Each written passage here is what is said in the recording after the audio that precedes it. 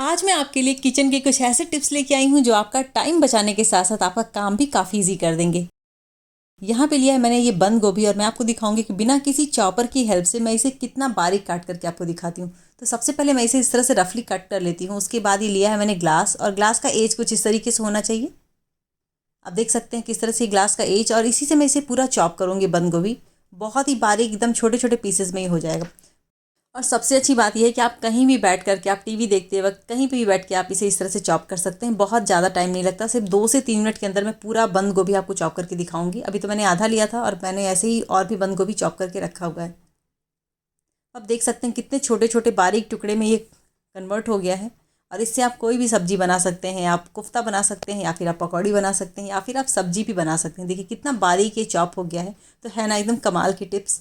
ऐसे ही मेरे पास दूसरी एक कमाल की टिप्स जो है धनिया के डंठल से। तो अक्सर करके होता है कि हम धनिया के पत्ते यूज़ कर लेते हैं, कभी चटनी में तो कभी सब्जी में, सैलेड में, या फिर कहीं और भी डेकोरेशन के लिए। लेकिन उसके जो बड़े पीस के जो डंठल होते हैं उसे हम उठा के ऐसे ही फेंक देते हैं। लेकिन आपको पता है कि डंठल्स में तो सबसे ज़्यादा विटामिन सी पाया जाता है। तो हम इसे ऐसे ही वेस्ट क्यों होने दें। तो जैसे आप धनिया स्टोर करके रखते हैं, सेम वैसे ही मैं डंठल्स को भी स्टोर करती हूँ। जब 4 से 5 दिन हो जाते हैं, ढेर सारे डंठल्स मेरे पास इकट्ठे हो जाते हैं, तो मैं उनका कुछ कमाल की टिप्स करती हूँ। यहाँ पे लिया एक मैंने मिक्सर जार, और इसमें मैंने 4 से 5 बड़े चम्मच सफ़ेद नमक डाल दिया है। धनिया के डंठल को भी मैंने धो करके और एक कपड़े से पोंछ लिया था, और उसे भी मैं इसके अंदर ऐड कर दूंगी। साथ ही मैं डालूंगी इसमें कुछ पुदीने के पत्ते। तो ये देखिए पुदीने के पत्तों को भी मैंने धो के रखा हुआ था, उसे भी मैं इसके अंदर ऐड कर देती हूँ। थोड़े से करी पत्ते, 20 से 25 पत्ते हैं ये, इसे भी मैं इसके अंदर ऐड कर देती हूँ। साथ ही मैंने डाला है 5 हरी मिर्च। आप चाहे तो हरी मिर्च अधिक भी डाल सकते हैं। इसमें 2 इंच लिया है अदरक का टुकड़ा, उसे रफली कट कर लिया है। और साथ ही मैंने इसमें 1.5 चम्मच काला नमक डाला है, और इसके साथ मैं इसे करूँगी ग्राइंड। और ग्राइंड करने के बाद ये देखिए एकदम कमाल का नमक ये बन करके तैयार हो गया है। अक्सर करके होता है कि हम सैलेड खाते हैं, फ्रूट्स खाते हैं, या फ्रूट चाट बनाते हैं, तो उनके साथ ऐसे चटपटे नमक खाने का मन करता है, लेकिन हम उन्हें बना करके तुरंत नहीं खा पाते। कभी कभी आलस की वजह से और कभी ज़रूरत की वजह से, क्योंकि हर समय चीज़ें हमारे पास अवेलेबल नहीं होती हैं। तो ऐसे में अगर आप ये नमक बना करके स्टोर करके रखते हैं, तो आप इसे रायते में डाल सकते हैं। आप झाल मुड़ी अगर बनाते हैं तो उसमें भी डाल सकते हैं, स्प्राउट्स में डाल के खा सकते हैं, फ्रूट्स के साथ खा सकते हैं। इसे बनाना भी बहुत आसान है। बस आप इसे ग्राइंड करिए और फैन के नीचे 1 से 2 दिन तक सुखा लीजिए, और आप इसे किसी भी जार में स्टोर करके रख सकते हैं। तो आज से धनिया का डंठल वेस्ट करना बंद, क्योंकि ये हमारे खाने को और भी ज़्यादा चटपटा बनाता है ना एकदम कमाल की टिप्स।